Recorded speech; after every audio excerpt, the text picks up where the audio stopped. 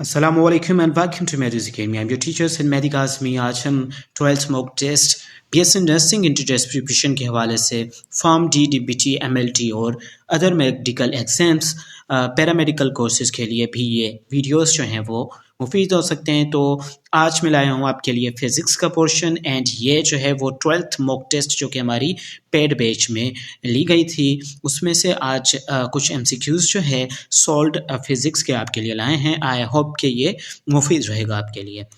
Before starting the lecture, I would announce there that if you are interested in joining our batches for the preparation of the BSc Nursing, private and government colleges, NTS, STS and other organizations, you can join us. The numbers are given on the screen and in the description as well.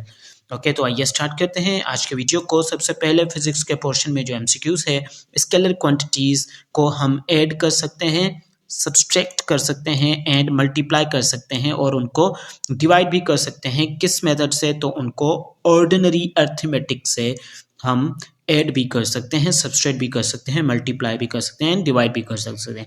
अब दूसरा question हमारे पास जो है वो कुछ इस तरह से है कि वेक्टर के पास क्या होता है। तो वेक्टर एक ऐसी फिजिकल क्वांटिटी होती है जिसके पास मैग्नीट्यूड एंड डायरेक्शन दोनों होते हैं। वेक्टर एक ऐसी, आई विल रिपीट अगेन ताकि आपको जो है वो क्लियर हो जाए कि वेक्टर ऐसी क्वांटिटीज़ होती हैं हमारे पास जिनके पास magnitude as well as direction ये दोनों चीज़ें होंगी। ओके उसके साथ साथ हमारे पास एमसीक्यूज नंबर 3 है।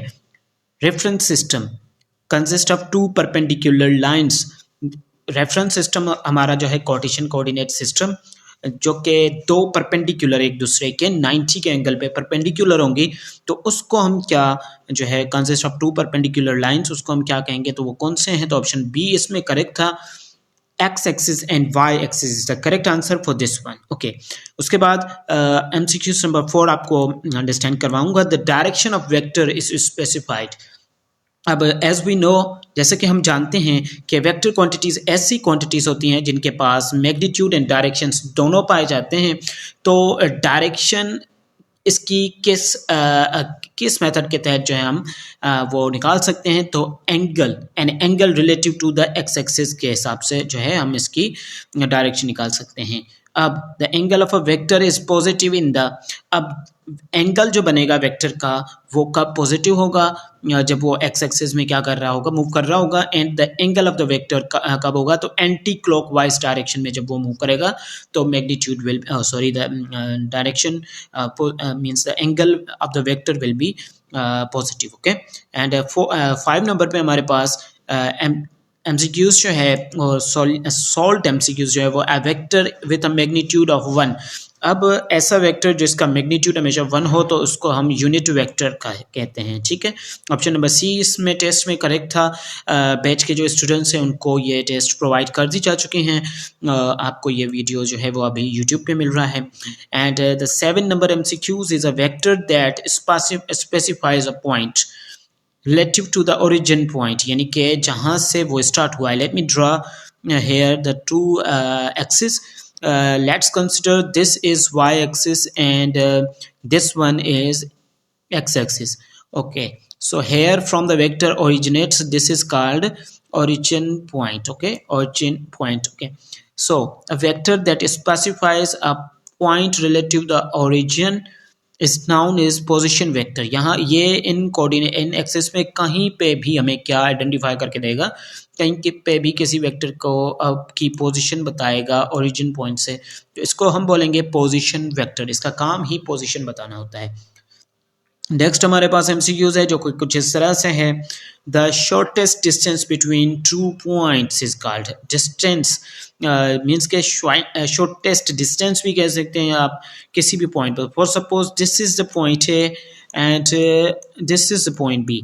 Okay let me give you the example. If somebody, an object is moving from the A and it's going to the point B, this is the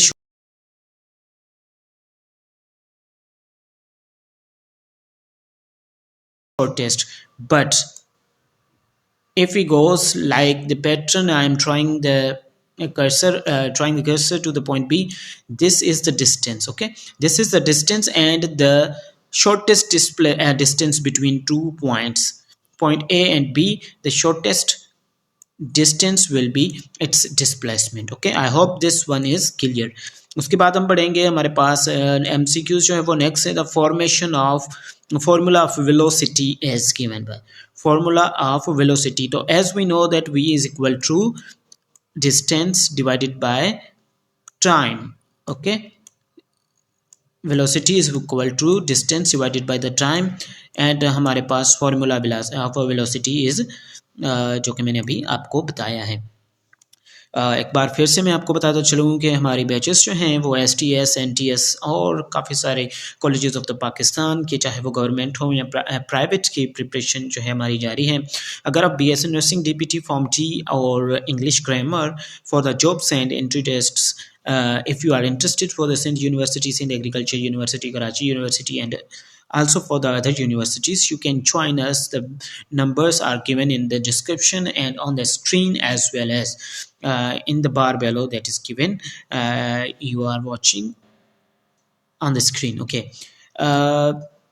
SI unit of acceleration, SI unit of System International for the acceleration. So acceleration is a drive quantity and its unit, SI unit, will be the meter per second square. Meter per second square is the correct answer for this one. Okay, now the next question is MCQs is the property of a body. Body की property जिसमें वो maintain करती है अपनी state of rest R motion को, तो हम उसको क्या बोलेंगे, इनर्शिया।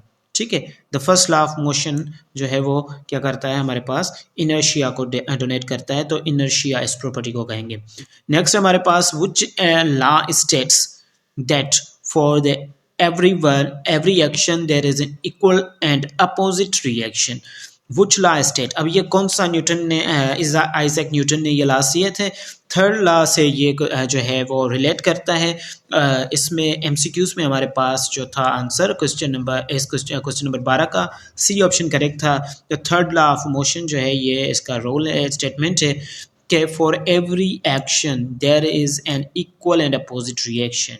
ओके, उसके बाद हम देखेंगे movement is calculated as, movement को कैसे आप कैलकुलेट कर सकते हैं, तो mass divided by velocity is equal to movement. Okay, option number A is correct in this question. Next is opposing force produce during the motion is called friction. अब opposing force यानी कि अब कोई object यहाँ पे इस direction में अगर मूव कर रहे हैं तो there is an opposite force, ठीक, applying on that, so it will be considered as the friction. Okay, there are also the types of the friction that will be discussed later if the questions comes. And last question of this today's video, projectile motion occurs, कब होती है हमारे पास projectile motion? when an object moves under the gravity, जब वो उसको under the gravity move करवाया जाए और एक्स एंड वाई एक्सिस के मींस के प्लेन में उनको मूव करवाया जाए कुछ इस तरह से, तो इसको बोलेंगे प्रोजेक्टाइल मोशन। और एंगल भी बनेगा हॉरिजेंटल और वर्टिकल लाइंस में। ठीक है, the projectile motion occurs when the object moves under the gravity at case पे option number C angle to the horizontal, यानी कि एंगल बनाते हुए, ये हॉरिजेंटल है इसके साथ जो एंगल बन रहा है यहाँ पे। ठीक है, तो इस तरह की मोशन को हम जो है वो प्रोजेक्टाइल मोशन कहेंगे। इंशाल्लाह very soon I shall upload many more videos for the BSN nursing that is going to be announced very soon inshallah. The first week of February is predicted for the admissions of the government colleges, and you can also join our batches as well for the preparation of these exams, nursing exams. So see you in the next lecture and take care, and Allah Hafiz.